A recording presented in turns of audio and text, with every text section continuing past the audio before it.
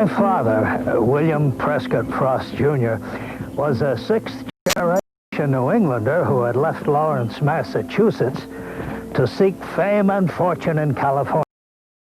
The advice of Horace Greeley, the famous journalist and politician who was saying to the young men of America at that time, "Go west, young men, and grow up with the country."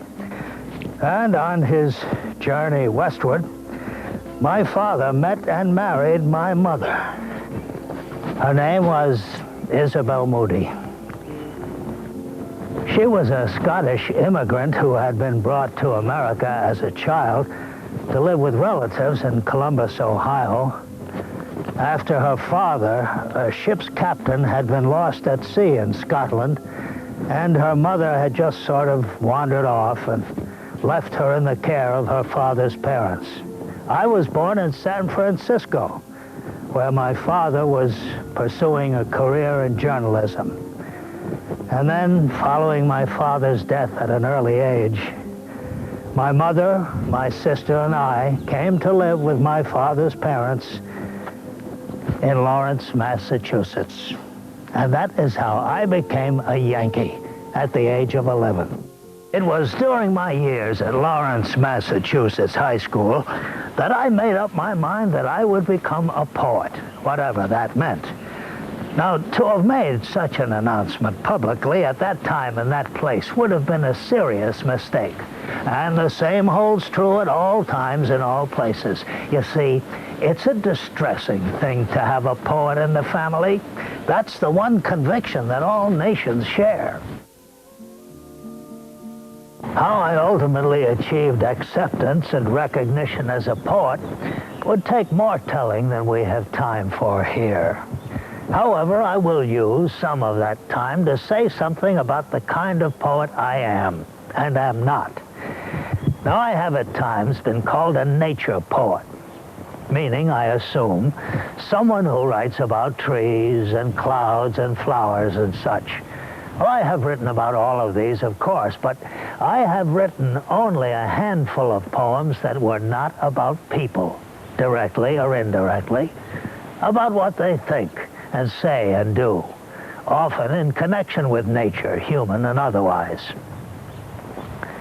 And I have always resented being called one kind of poet, or one kind of anything for that matter. You know, I've been a Democrat all my life, and I'm not even one kind of Democrat.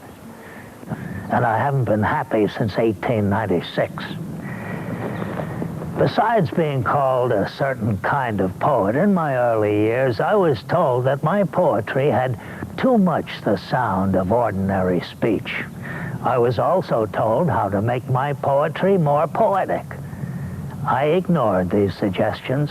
It was part of my nature to ignore them. I could not and would not write any way but my own. You see, poetry has always been a self-indulgence with me, and there's no use trying to put a better face on it. It wasn't until many years later that a poem I wrote about an experience I had somehow unintentionally seemed to explain, at least symbolically, how and why that self-indulgence led to my acceptance and recognition as a poet. And that poem went like this. Two roads diverged in the yellow wood, and sorry I could not travel both and be one traveler, long I stood and looked down one as far as I could to where it bent in the undergrowth. Then took the other as just as fair, and having perhaps the better claim, because it was grassy and wanted wear. Though as for that, the passing there had worn them really about the same. And both that morning equally lay in leaves no step had trodden black. Oh, I kept the first for another day. Yet, knowing how way leads on to way, I doubted if I should ever come back. I shall be telling this with a sigh somewhere, ages and ages hence. Two roads diverged in a wood, and I took the one less traveled by. And that has made all the difference. Coming back to the subject of classifying poets as nature poets and the like, I have been called a terrifying poet and a dark poet. I recall it was after one of my readings that a woman said to me she thought of me as a dark poet. Well, I was curious, and I asked her which of my poems had given her that feeling. And she said, you know, the one about death and the crow. Well, that verse went like this. The way a crow shook down on me the dust of snow from a hemlock tree has given my heart a change of mood and saved some part of a day I had rued. So you see, I offer everyone freedom of interpretation of my poetry. Now, of all the things that I have been called in and out of poetry, I have never been called a love poet, as some have been. And I don't know whether to be pleased or insulted at this classification, or declassification, if that's what it is. In truth, I have often expressed love in my poetry, but in my own way.